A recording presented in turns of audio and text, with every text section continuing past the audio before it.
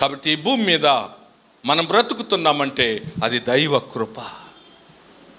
మనము ఆయన స్తుతించాలయ్యా, పీల్చడానికి గాలి ఇచ్చావయ్యా, ఆక్సిజన్, బతికున్నా.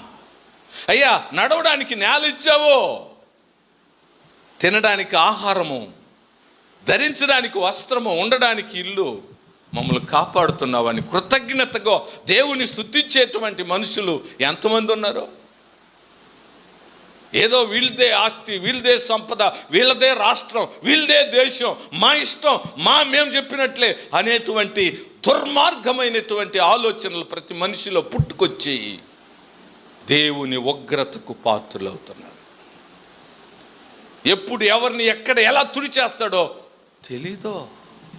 అందుకే దైవ భయము కలిగినటువంటి వారుగా ఉండాలి. కాబట్టి జలప్రళయం అనేది రాదో. అంతేకాకుండా ఈ యొక్క కృపను మనము పొందవలసినటువంటి అవసరత ఎందుకుందంటే, ఖచ్చితంగా ఇదిగో ఈ ప్రపంచము ఒక ముగింపులోనికి వచ్చేస్తూ ఉంది. నాశనానికి ప్రపంచం ఏమవుతుంది? దగ్గర పడుతుంది. పేతురు చెప్తూ ఉన్నాడు. ఆయన అంటాడు, ఈ యొక్క మహాకాశములు, భూమి సమస్తము మహావేండ్రముతో లయమైపోతుంది. అంటే వేరే ముప్పు వస్తుంది. ఈ ఆకాశాన్ని, భూమిని ఆయన తీసేయబోతున్నాడంట. ఆకాశాన్ని, భూమిని తీసేస్తే మనం ఎక్కడ ఉండాలి?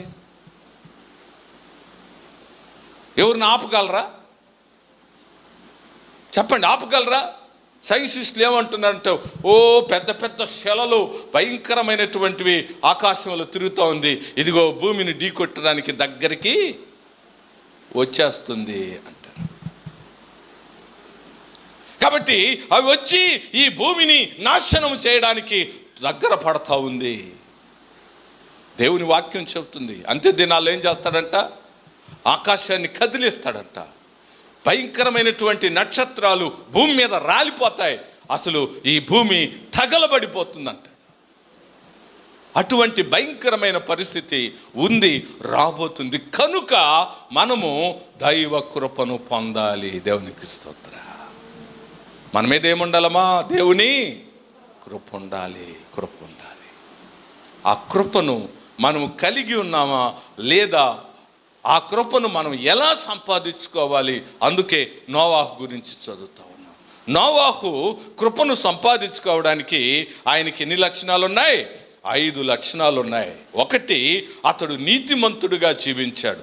రెండోది, నిందారహితుడుగా జీవించాడు. మూడోది, అతడు దేవునితో నడిచాడు. నాలుగోది, దేవుడు చెప్పిన ప్రకారంగా అతడు చేశాడు. ఐదోది, అతడు అందరికీ కూడా నీతిగా బతకాలని నీతిని బోధిస్తూ వచ్చాడు. ఈరోజు మనము కూడా దైవ కృపను పొందాలి అంటే మొట్టమొదట మనము కూడా నీతిమంతులై ఉండాలి. దేవునికి స్తోత్రం. మనమేమై ఉండాలంట? నీతిమంతులై ఉండాలి. నీతి అనేది మనలో ఉండాలి అని దేవుని యొక్క వాక్యం చెప్తుంది. మనము అనీతిమంతుల లోకములో మనం జీవిస్తూ ఉన్నాం. నీతిగా బతికేటువంటి వాళ్ళు ఎవరు కనపడడం లేదు. అవునమ్మా? ఈరోజు అన్నీ కల్తీలే, అన్నీ కల్తీనే. ఓ పాస్టర్ గారు పాలు పిండి తీసుకెళ్ళి పోస్తున్నాడంట. పాస్టర్ గారే ఆవు మేపుతున్నాడు, గేదెను విశ్వాసులకు పోస్తున్నాడు. విశ్వాసి అడిగిందంట, ఏంటి పాస్టర్ గారు పల్సగా ఉంది పాలు అంటే, ఏమి లేదమ్మా, కొంచెమే కలిపా, నీళ్ళు కొంచెమే కలిపాను. మనకు పాలు పోతున్నారు.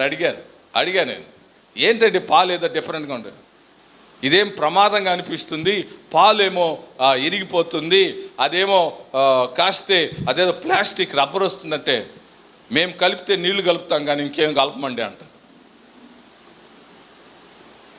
కాబట్టి ఇంకేమో ఏం కలుపుతున్నారో అని నాకు డౌట్. నీళ్లు కలిపితే పర్వాలా, మనకు హాని లేదు. కానీ వాళ్ళు వేరేదైనా కలుపుతున్నారేమో, అది మనకు ప్రమాదం.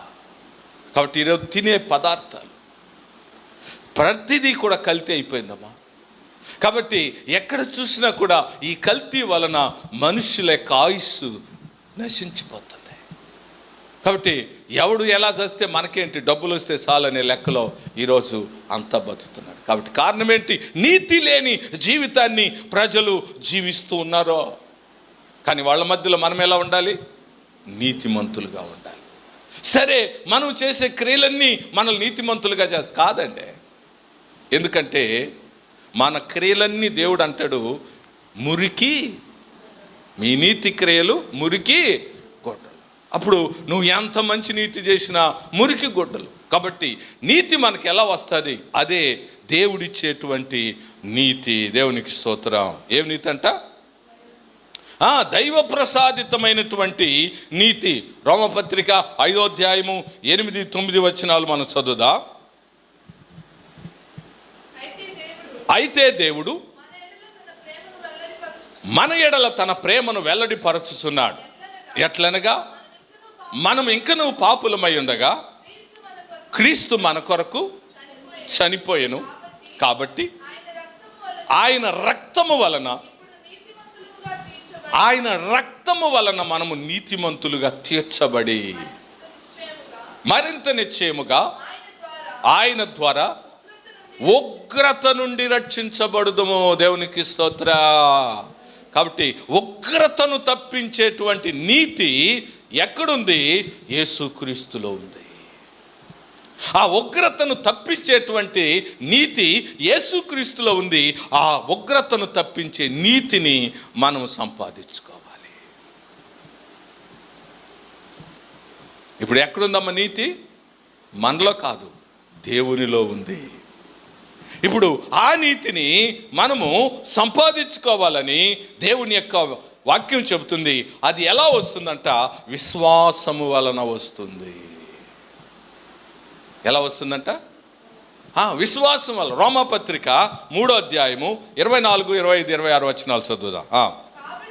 కాబట్టి నమ్మువారు తన కృపచేతనే క్రీస్తు యేసునందలి విమోచనము ద్వారా ఉచితముగా నీతిమంతులుగా తీర్చబడుచున్నారు. దేవునికి స్తోత్ర.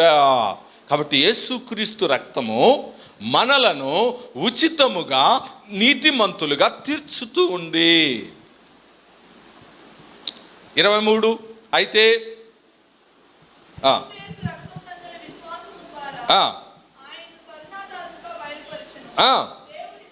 చూడండి, విశ్వాసము ద్వారా కరుణాధారముగా ఆయనను బయలుపరచను. దేవుడిప్పటి కాలమందు తన నీతిని కనపరచు నిమిత్తము తాను నీతిమంతుడును యేసునందు విశ్వాసముంచు వారికి నీతిమంతుడుగా తీర్చువాడునై ఉండుటకు. హల్లెలూయా. కాబట్టి ఇక్కడ దేవుడు కరుణాధారముగా బయలుపడ్డాడు. ఆయన నీతిమంతుడై ఉండి మనలను నీతిమంతులుగా తీర్చుచున్నాడు. ఆమేన్. దేవునికి స్తోత్ర. ఇప్పుడు మనకున్న నీతి ఎవరు ఇచ్చిన నీతి? యేసు ప్రభు ఇచ్చిన నీతి.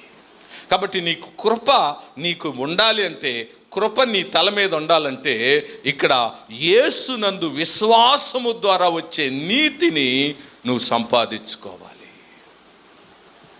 అందుకే ప్రభు దగ్గరకు వచ్చింది. కాబట్టి నాశనం మన మీదకి రాకుండా తప్పించేటువంటి దైవ కృప విశ్వాసము ద్వారా నీతిమంతులుగా తీర్చబడిన వారికి అందుబాటులోకి వస్తుంది. కాబట్టి నోవాహు నీతిమంతుడై ఉండి కృప పొందాడు. ఇప్పుడు మనము కూడా నీతిమంతులుగా తీర్చబడి కృపకు పాత్రులవుతాం.